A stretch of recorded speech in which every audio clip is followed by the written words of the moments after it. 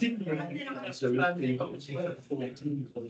afternoon, ladies and gentlemen. It's 5:30, so I would like to start our next meeting, our next of guest lecture series hosted by School of Archaeological and Forensic Sciences, University of Bradford. Today we host our guest here in the room on campus, Dr. Wojciech Ejsmond. Is that a correct pronunciation? I believe so. Okay, it was. We can negotiate that. So Dr. Wojciech Ejsmond, a graduate of the University of Warsaw and an assistant professor at the Institute of Mediterranean and Oriental Cultures of the Polish Academy of Sciences, director of archaeological research at Gebelein, southern Egypt, and co-director of the Warsaw Mummy Project, member of the Mummy Research Center, will present a lecture on mummies. Is that right? I hope so.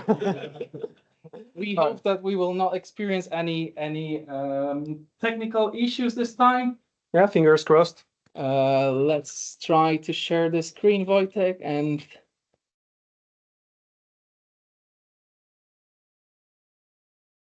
switch to your presentation.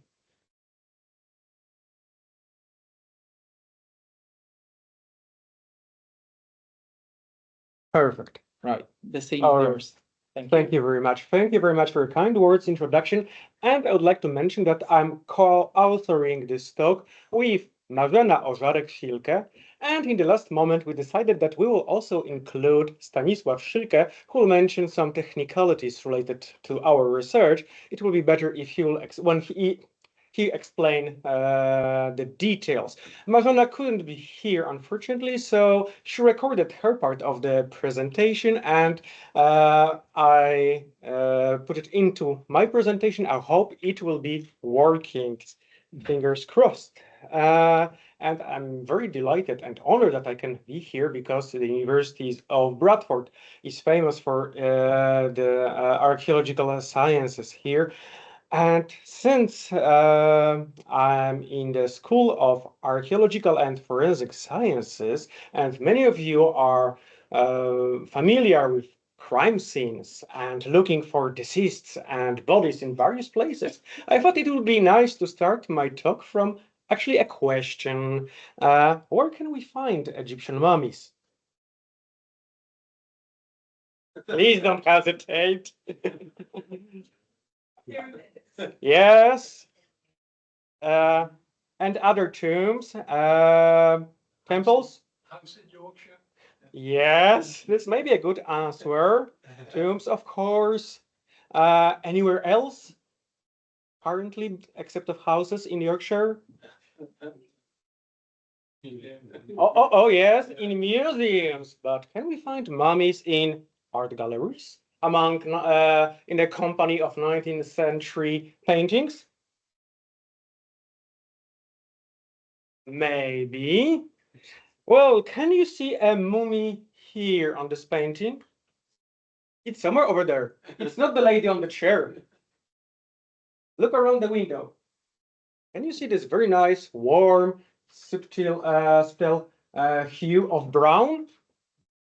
This may be the so-called infamous mummy brown, a paint made of grinded mummies.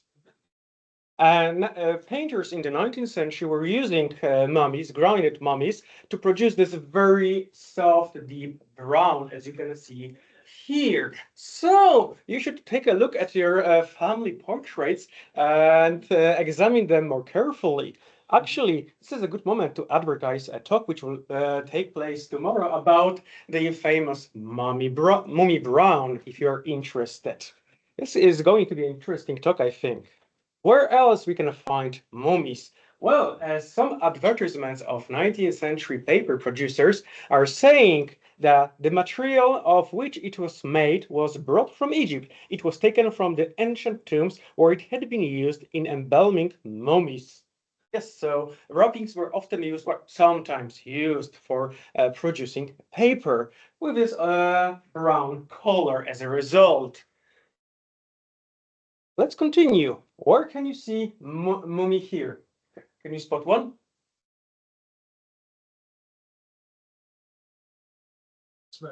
Oh yes, Mark Twain mentioned in on one occasion that mummies were used as a fuel in steamers on the Nile. However, he mentioned this in a kind of a funny way to amuse his readers. So I will not bet. I'm not 100% sure that this is a thing. Some years ago, I was giving a talk for a seniors club in Warsaw, and one of the gentlemen attending my talk approached me after my lecture and said that he's a retired expert in fuels, and he asked me about embalming materials, and he quickly calculated that mummies are not burning very well, thus explaining that why they were not very commonly used as a fuel. Where else can we find mummies? What do you think? What is this room? Close? Oh, yes, pharmacy. Yes, mummies were used since Renaissance as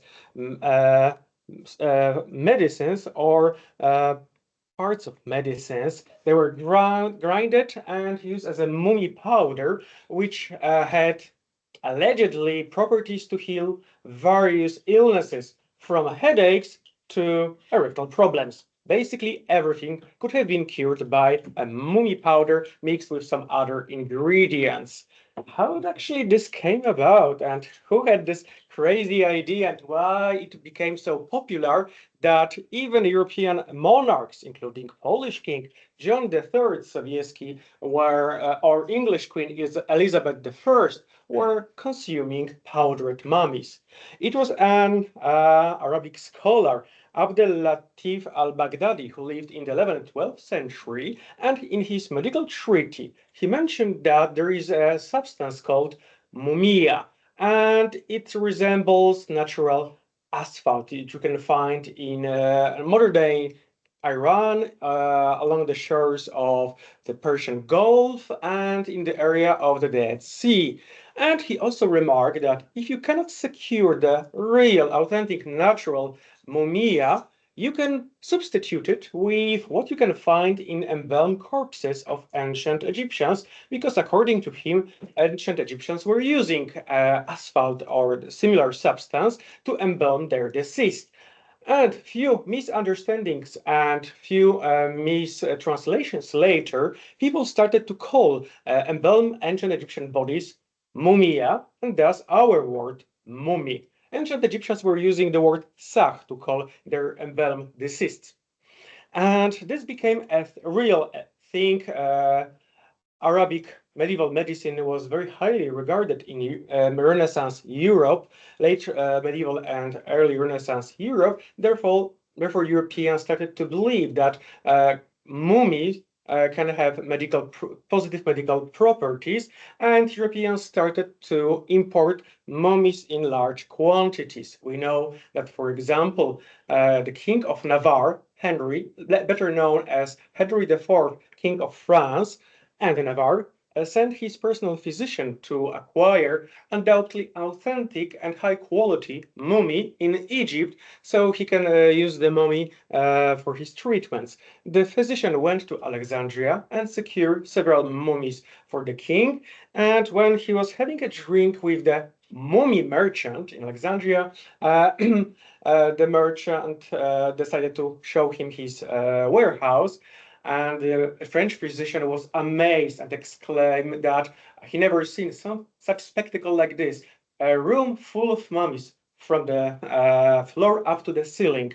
And the merchant said, well, none of them is older than a few years.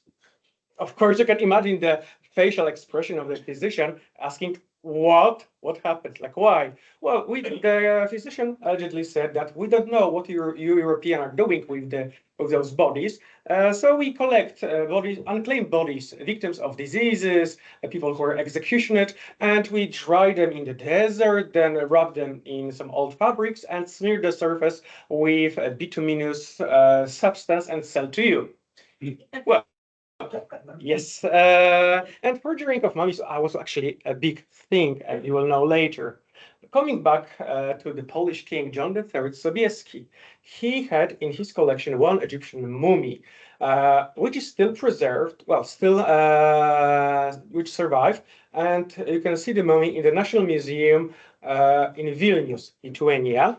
The mummy is luckily not missing any limbs or fingers or toes. It's fully complete, luckily. However, we know that Sobieski, after winning the Battle of Vienna in 1683, he took the possession of the commander of the Turkish army, which included a big jar with powdered mummy, which he promptly sent to his wife, his beloved wife, Queen Mary, together with a letter advertising and prizing the quality of this grinded mummy.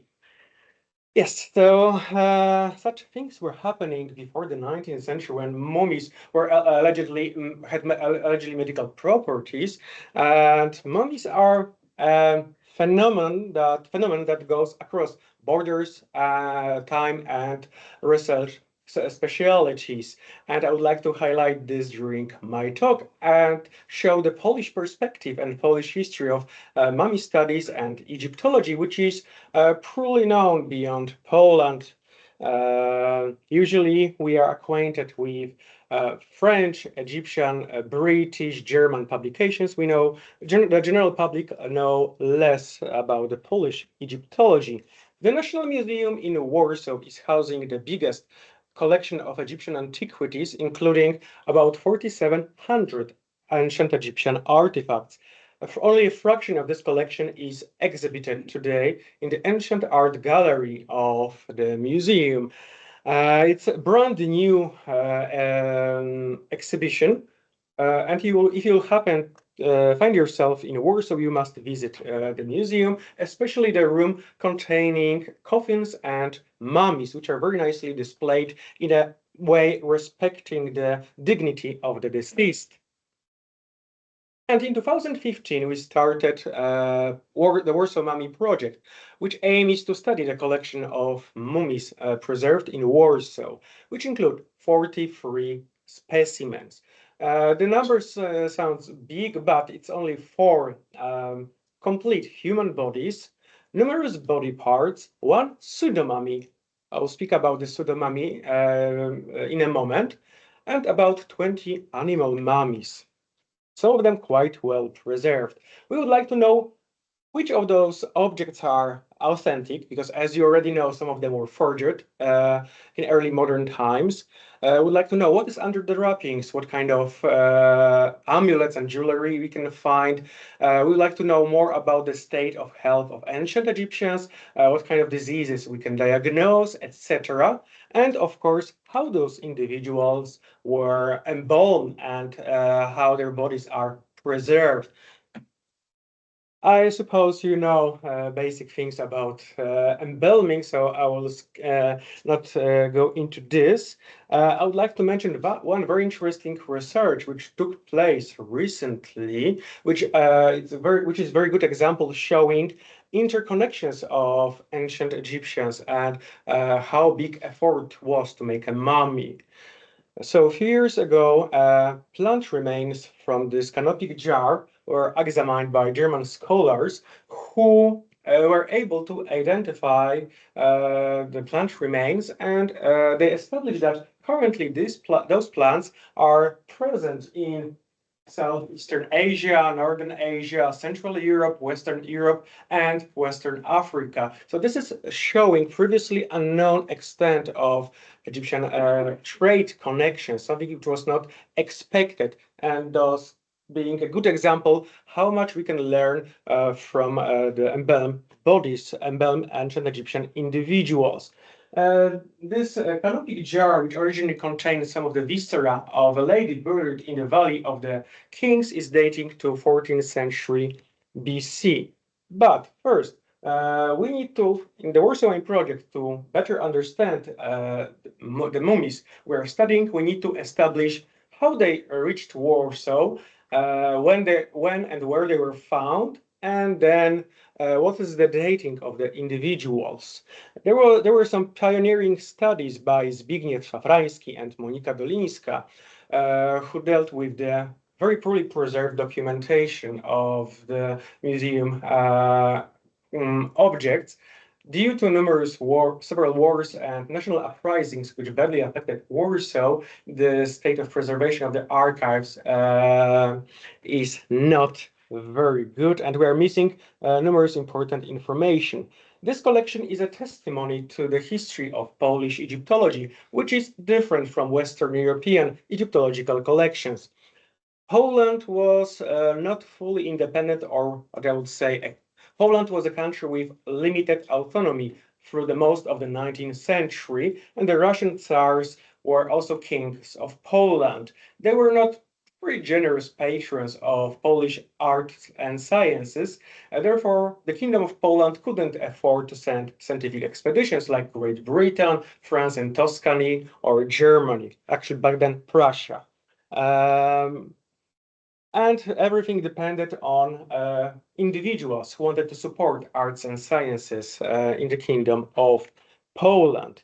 But if you will go back a few centuries earlier to 16th and 17th century, when Poland was thriving, was a blooming state which attracted many scholars, the history was different. Polish-Lithuanian Commonwealth was famous for religious tolerance, which was attracting scholars and many people from abroad, including father of certain John Johnston, whom we know in Poland as Jan Johnston. He was a son of a Scottish nobleman, a follower of Calvin, who went to Poland to find refuge and settled down in Poland, married a daughter of local pharmacist, and their son became famous naturalist. Natural sciences included studies of minerals, plants, animals, and mummies. He devoted a considerable part of his Historia Naturalis book to ancient Egyptian embalmed bodies. And as many scholars back then, he was praising the medical properties of mummies. However, in the 16th century, some enlightened people started to doubt in medical properties of mummies. Among them was well-educated Polish statesman and aristocrat Mikołaj Krzysztof Radziwiłł. He was a big lover of antiquities. The evidence is, for example, a cannon from one of his castles. He was designing his cannons to look like ancient columns, further adorned with a depiction of mythological creatures and Latin or Greek verses. He was very well educated he was attending lectures at several Western European universities, and in 1583, he ventured to the Holy Land and visited the Holy Sepulchre. After that, he decided to go to Egypt. He went to the Memphite necropolis and investigated some tombs over there.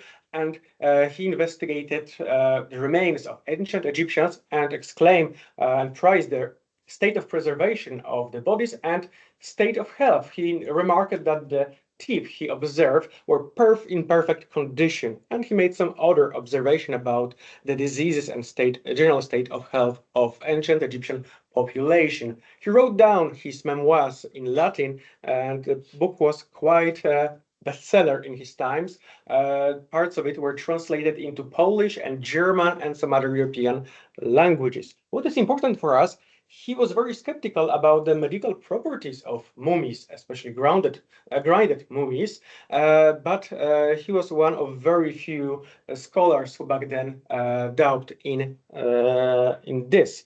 And you could buy mummies, powdered mummies, even in the early 20th century. For example, there are some supply lists of pharmacies from Germany from 1920s, still containing, among many other medications, powdered mummy.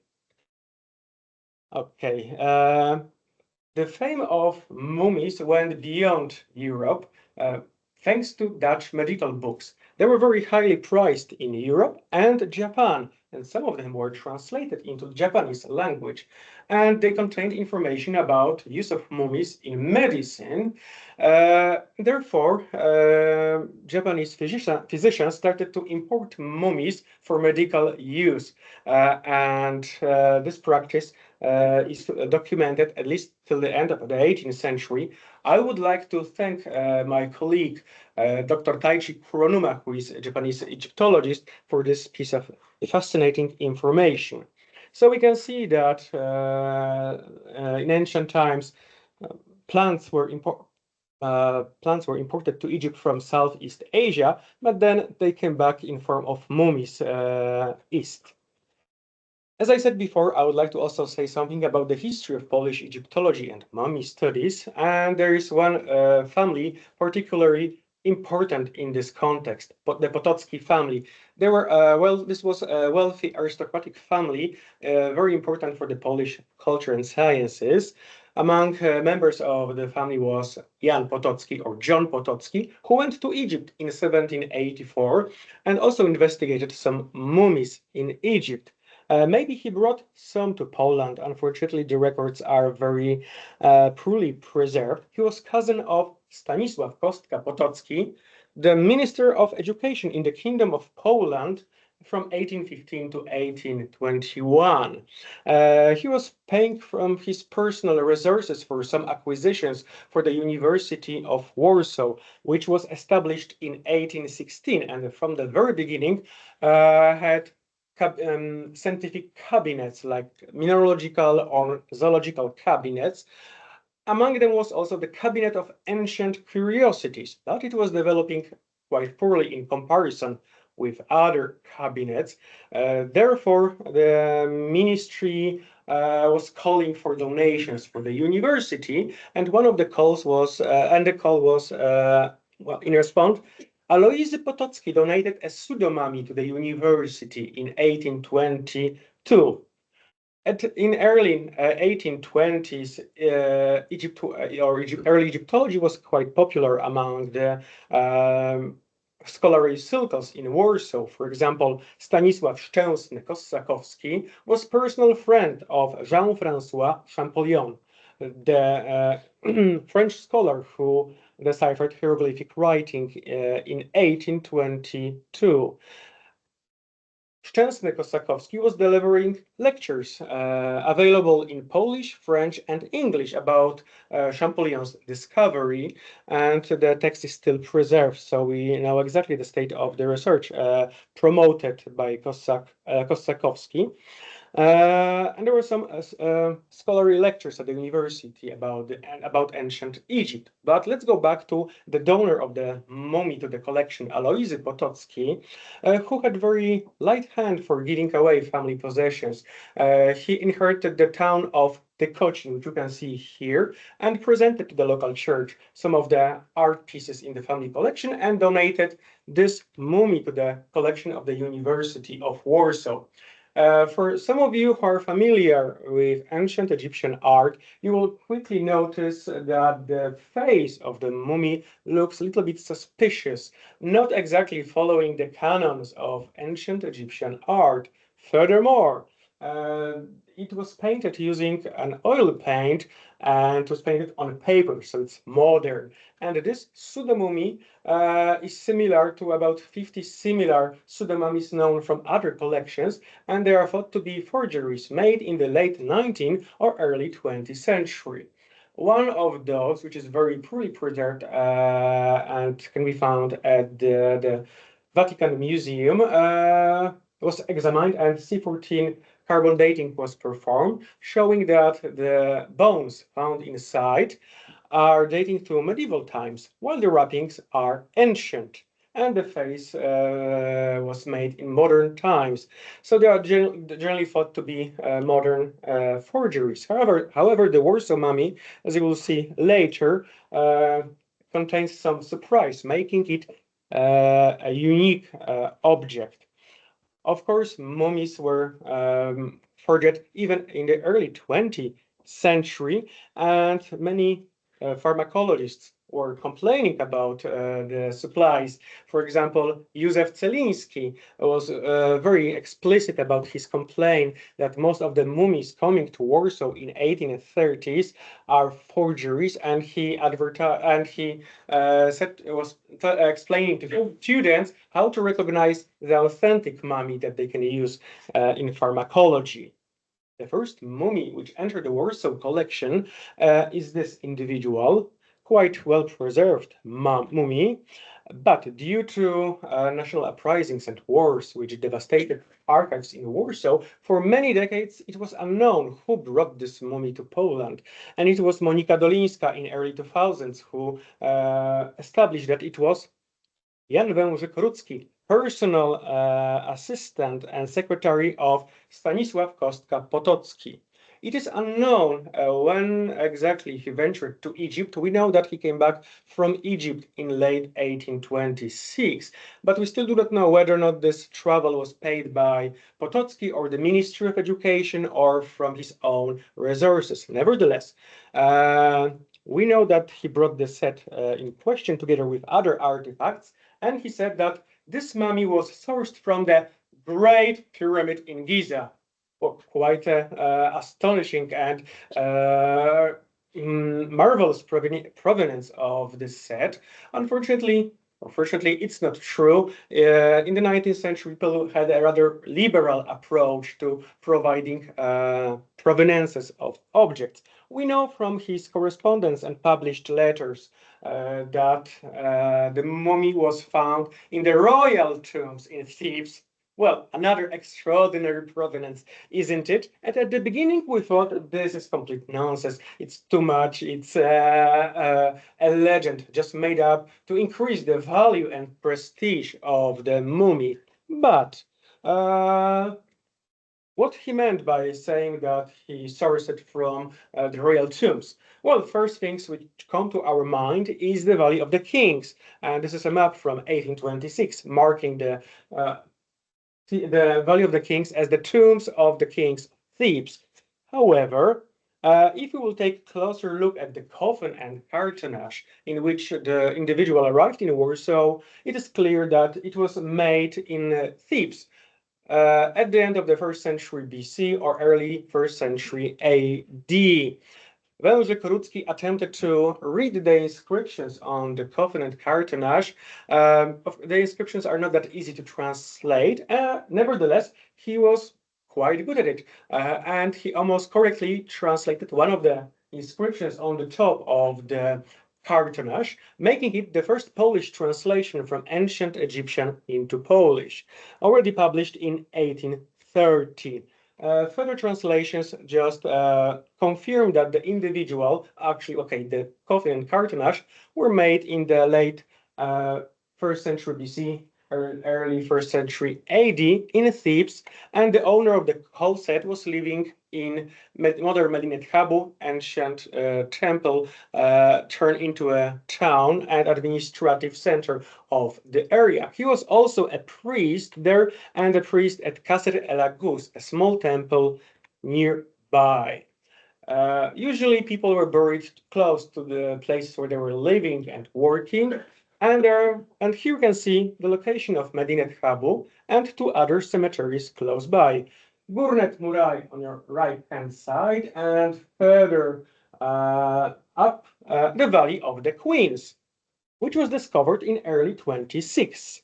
And the tombs, when they were discovered in the Valley of the Queens, were looking more or less like this one discovered by an Italian mission in 1903. The royal tombs, or the queen's tombs, were already robbed and pillaged in the antiquity and then reused for burials in the first millennium BC.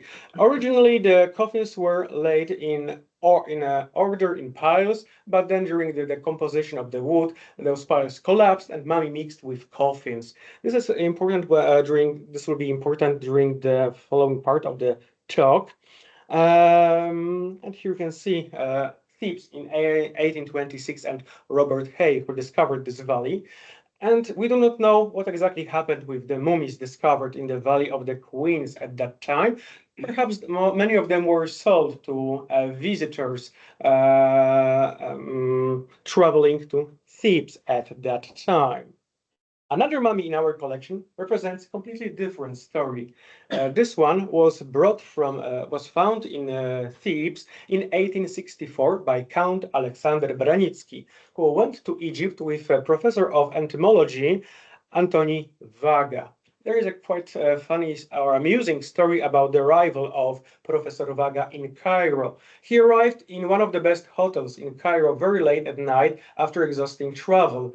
And he was absolutely thrilled and happy that he found plenty of insects under his bed and started to investigate different kinds of cockroaches he accounted in his room and wrote an extensive letter to one of the Polish newspapers about the types of mosquitoes that he found in Cairo in his room. A real scholar.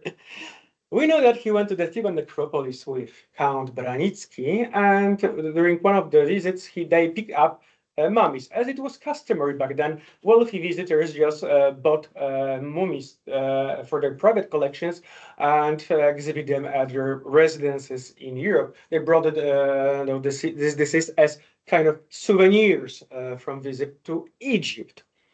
The mummy was for a long time preserved in the coffin, but the coffin was nailed, and it was the mummy was not accessible. Perhaps during the Second World War, humidity penetrated the coffin, and the mummy started to decompose. When the coffin was reopened in 1948. Kazimierz Michałowski, who was responsible for the collection, sadly remarked that the mummy is almost entirely decomposed. And in 1980s, it was decided to literally excavate the mummy because it was already turning into dust, so it was explored like an archaeological site. And numerous pieces of papyri and a large number of amulets were found in the remains. We also know that Branicki brought another coffin containing a mummy. Currently, the museum has only the coffin, and it is unknown. For a long time, it was unknown what happened with the deceased who was in the coffin. Some years ago, our friend Jacek Dechnel informed me and Marzena that he spotted this 19th century photograph on one of the internet auctions in Poland. And the image is inscribed on the back that this is a mummy brought from Egypt by Professor Waga. And Marzena quickly recognized this mummy as the one preserved currently at the Medical University of Warsaw. The Medical University doesn't know how this deceased, how this mummy arrived in the collection of the Medical University. To understand this, we need to go back in time a little bit more. In the early 19th century, in many Central European collections, mummies were not part of ancient art or ancient curiosities cabinets. Sometimes they were enlisted in the as the property of zoological cabinets, like a mummy in a collection of the Jagiellonian University in Krakow. So other mummies from the collection of the University of Warsaw were then exhibited in the archaeological museum, which was founded in 1860s, while bodies, some of the bodies which were in the coffins were sent to the anatomical cabinet of the university. And then after the Second World War, when the medical faculties at the University of Warsaw were, let's say, divorced from the university, and the Medical University of Warsaw was established, the Medical University took the possession of those anatomical cabinets, thus explaining why one of the mummies ended up at the Medical University of Warsaw. The Second World War badly affected the museum and the preservation of the collection and the documentation, and we are missing one mummy, the one brought to Poland by Karol Ignacy Zamoyski in 1883, and we're still looking for this deceased.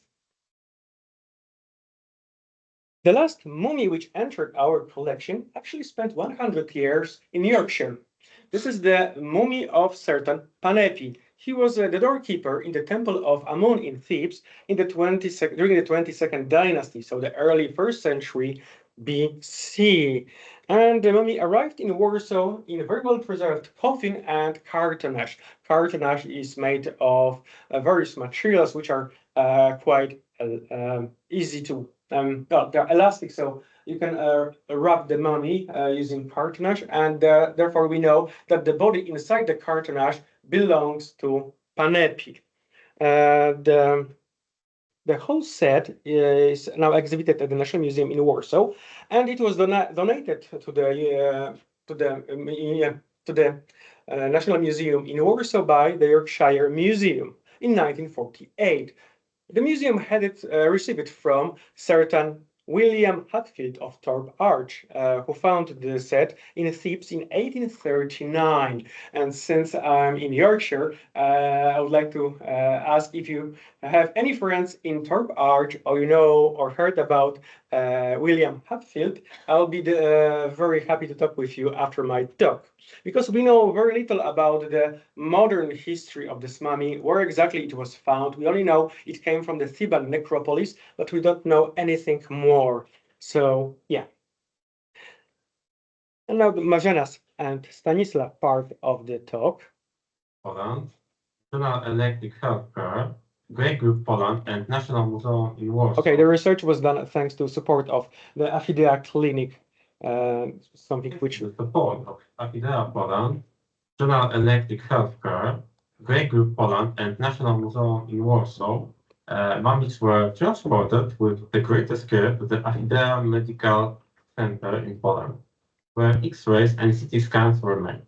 Bioarchaeologist Marzena and I did the post-processing of DICOM data acquired.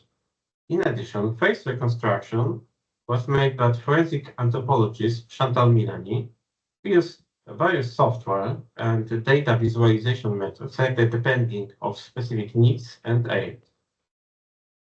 On conventional X-rays, objects overlap, and location of them without taking images from a different angle in three-dimensional space is challenging.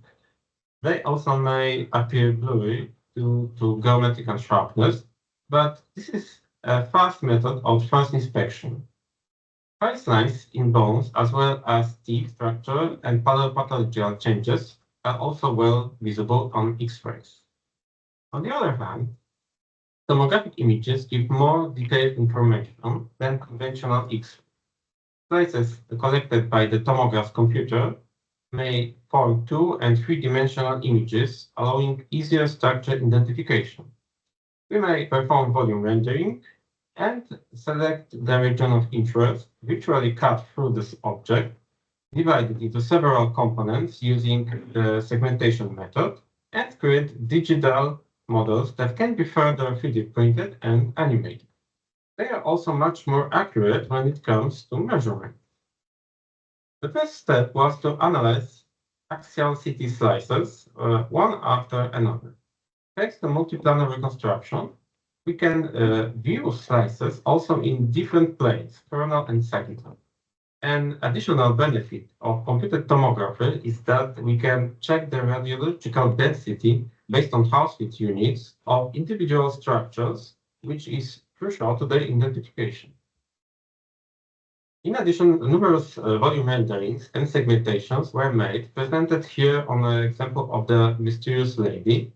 All these methods complement each other. A good example of the fact that one cannot assume anything in advance is the case of a pseudo-mummy of a child. It was not believed that it was modern day. There are several such objects around the world. It is similar to the mummy from the Vatican, dated to the modern times, based on C14, but with ancient bandages. In the case of our mummy, we have yet to take samples. In our case, the CT scan revealed that it was made of various materials, bones, fabric, and maybe pieces of wood. Many of them were stiff with some substance, perhaps some plastic. Finally, everything was wrapped tightly with bandages. And a plaster mask was made. It contained fragments of bones of an adult or adults, right femur, right radius, left radius, and right ulna. Two Egyptian-looking amulets were discovered inside a scarab and an anthropomorphic figure with an object attached to it, which could be corroded metal beads or chain. An exciting discovery is the two preserved left capral bones, scaphoid and ulna. This may indicate that they were integrated to some extent when the mummy was made. Among the mummies examined were also children mummies. The first was probably a boy between 8 and 12 months old at the time of death. The second child was a girl 2.5 years old at the time of death. In both cases, the internal organs were removed through an incision on the left side, on the abdomen. Their brains also have been removed.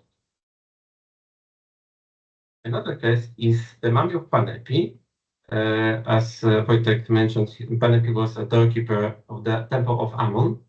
His age at the time of death is estimated to more than 55 years old. He had advanced periodontosis. During the mummification process, his internal organs were removed through an incision on the left side of the abdomen. His brain also had been removed through the nose. And mummy has artificial eye plates. Here you can see the possibilities offered by segmentation again. By dividing the mummy into separate objects, we could non-invasively remove the cartilage from the body and unwrap bandages. We have also cleaned the face and segmented the skull. Beyond the examined mummies were also human body fragments. 2 heads, a forearm, 5 hands, 3 feet, and a jar of unidentified powder substance, perhaps brain mummy.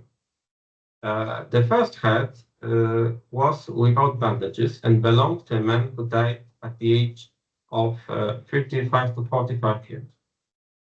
The second head belonged to a woman of age 30 to 40 years old.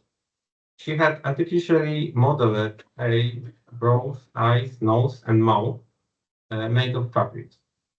Both had their brains removed through the nose.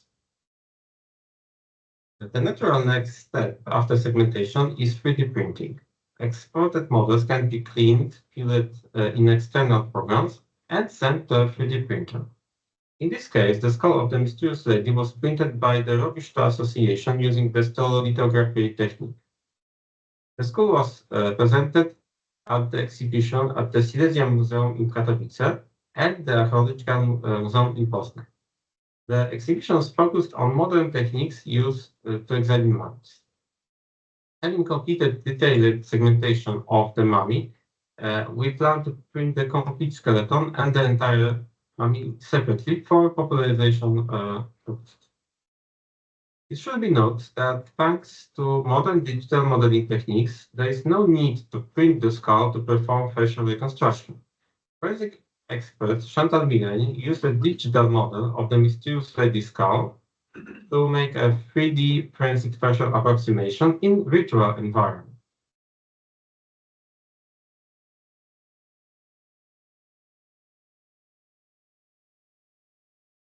Performing a complete segmentation of the mysterious lady made it possible to virtually unwrap her from bandages, clean the tissues from embalming substances, and isolate body parts and artifacts.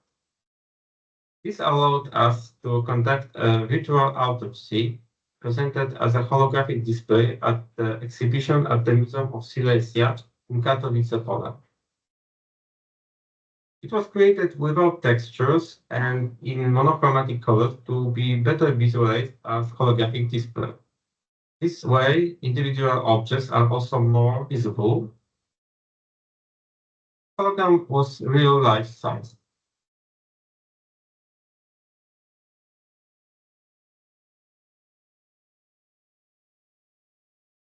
All right, and I forgot to mention. Yes, we can say that this is something like Warsaw Mummy Project behind the scenes, because you can observe the methodology of our work step by step.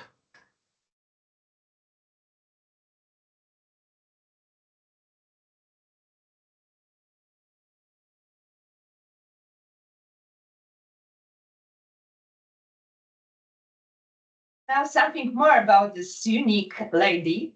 The anthropological analysis based on the bones, but also on the tissue, because in mummy cases, we can check both bones and tissue. It's easier for anthropology to check the sex.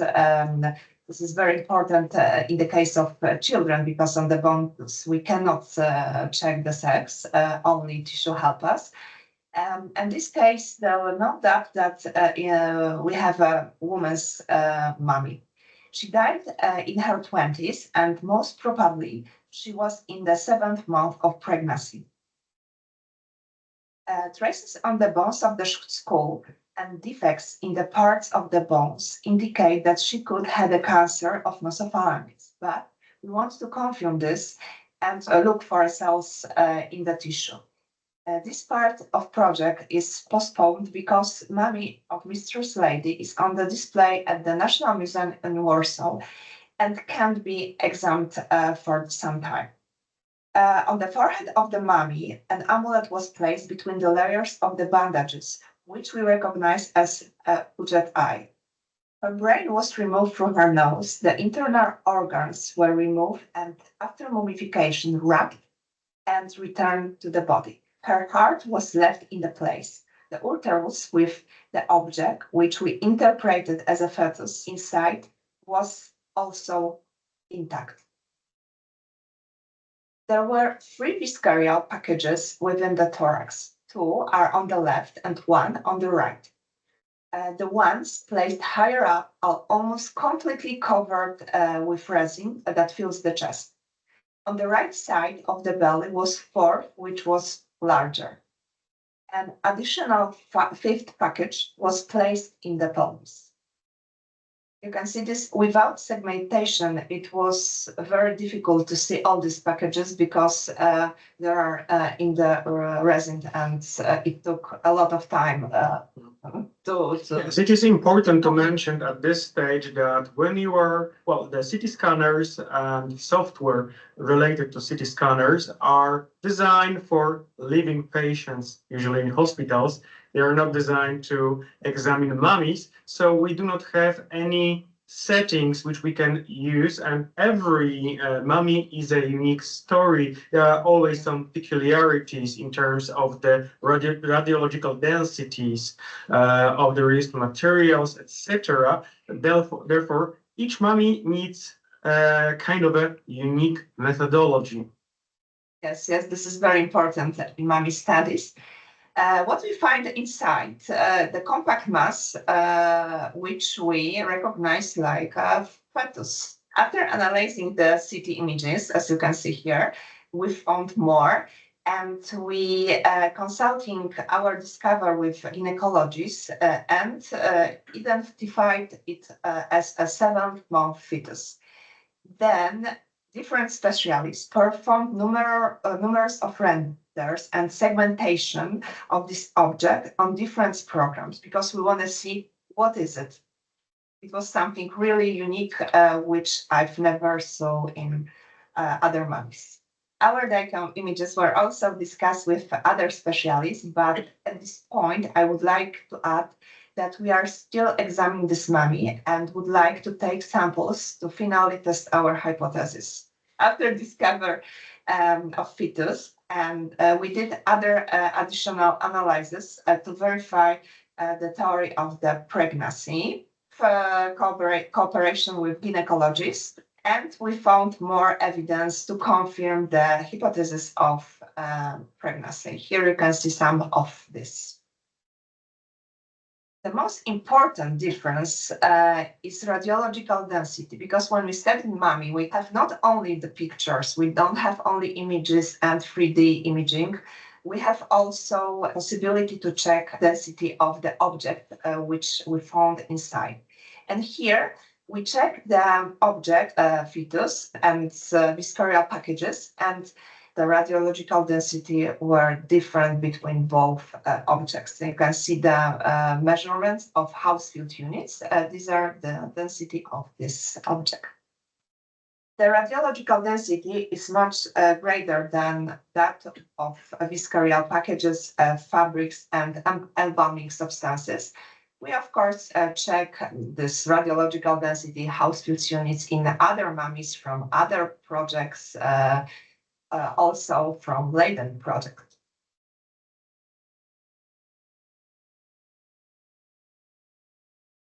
Yes, and this mummy is a very interesting case study because the body came to Warsaw in late 1826 or 1827 in a coffin of a male priest. And it was very surprising that it contained a woman. This can be explained in two ways.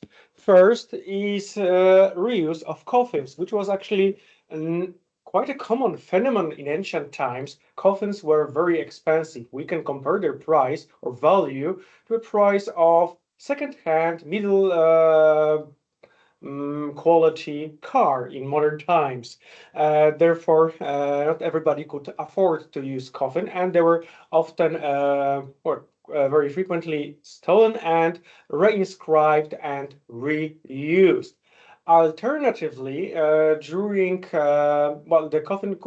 mummy could end up in wrong coffin in later times. For example, when the coffins were decomposing and the piles of coffins collapsed, bodies and coffins mixed. And then the early explorers or people robbing the tombs and selling mummies to visitors were not interested in putting a right mummy in a right coffin, and they often swapped bodies into well-preserved bodies to well-preserved coffins to gain better price for the antiquities as sold as sets. So this may be the explanation why we have a woman in a male coffin. This mummy is containing numerous artifacts under the wrappings. Many of them are amulets, like for example the ones you can see, the so-called four sons of Horus, four amulets designed to protect four vital organs reintroduced to the body during the mummification. We also find this very unique object on the navel in the shape of a ring, and inside the ring there are two more dense, perhaps clay or metal objects. We are not sure yet, and this is a very unique find because similar objects are only known from a few mummies dating to the late Ptolemaic times, and this is helping us to establish the dating of this body. I would also like to come back to the mummy of Panepi, the one which spent about 100 years in Yorkshire. We're still working on this case. This is an elderly man, age about 55 years old, and we found numerous amulets introduced into the body, and Marzena is currently investigating marks on the bones indicating his activities in the temple. We're still working on this, so I cannot present too much more about this deceased. The project is still ongoing. You can read more about our research in our current reports. So this is mostly things I would like to say today, and I'm looking forward for questions and discussion. Thank you very much for your attention, and yeah, let's talk more.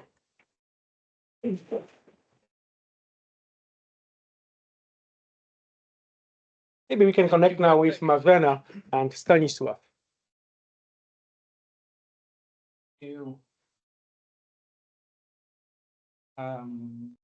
Let's bring back some light to the room.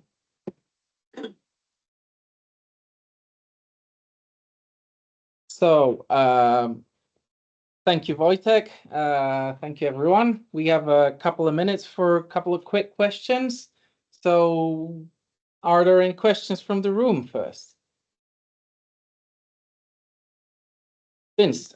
An observation. We were using the contents of Neolithic tombs for medicines as well during the 19th century. Was the similar things happening in Poland? Was a general use of ancient human remains? Well, we do not know the extent to which ancient Egyptian mummies were, or you mean in general? Yeah, but The observation is, it isn't just mummies that are being used, ancient bodies are being used as human remains. No, The West Kennet long barrow famously was opened up, and the local doctor immediately ground it and made a good physic, was the term. wow, this is amazing information. I'm not aware of any such use of bodies. Only mummies were mentioned in medical treatises published since the 16th century. No other human bodies. Although we know that bodies of people were like recently deceased people were used for various substances in the 16th and 16th and 17th century in Western Europe, but I'm not aware of such use in Poland or more broadly Polish-Lithuanian Commonwealth. There's another observation. Long time ago, when I was working at Birmingham, we did a CT scan of the canopic jaw in the university, and it happened as far as we could tell, it had never been opened. But the CT scan actually showed there were no body parts.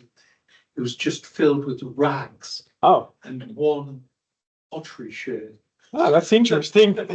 So they were forging things right back then. Whether they fed the organs to the cat, we didn't.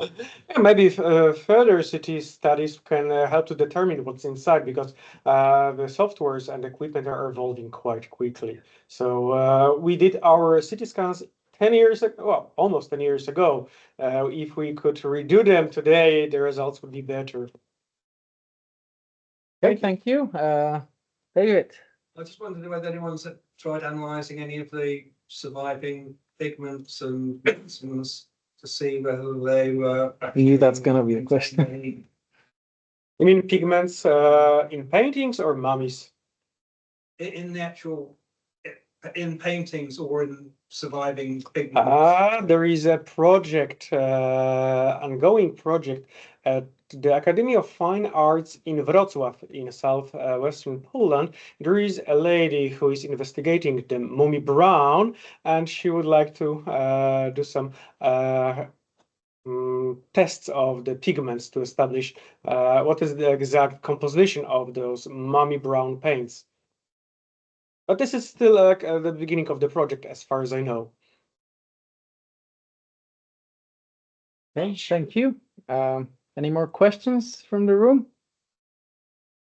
No, so we got one last question from the chat from Ben Stern. Apologies, I missed the first part as I was teaching, but have you done any organic residue analysis on the resins and other organic samples? Yes, this is a very good question, because we're still in the first stage of the project, which is entirely non-invasive. The National Museum in Warsaw, which is housing the mummies, got money from the European Union to make the new exhibition. And according to the regulations, the exhibition cannot be changed for 10 years since the opening, which happened in 2022, as far as I remember. Therefore, not all of the mummies are available for taking samples. And we treat taking samples as the last possibility we will do. Last thing we will do. First, we would like to conduct all the possible non-invasive studies, and then we can take samples. Okay, thank you. I think we're hitting spot on. Oh, there is a comment from Ben. Let me know. No, in 10 years. That's probably Yorkshire pronunciation. I'd be happy to help. Fantastic. Thank you then. Thank you, everyone. I'm sure if Panopi would be still in Yorkshire, he would be happy to join us to celebrate Vince's birthday and Wojciech's lecture. Happy birthday. So, thank you for joining today, and we'll see each other in 2 weeks for another guest lecture. This time, Reb Ellis Hacken, I think, will be presenting. So you're welcome to join us in 2 weeks. Thank you, everyone, and see you soon. Thank you very much.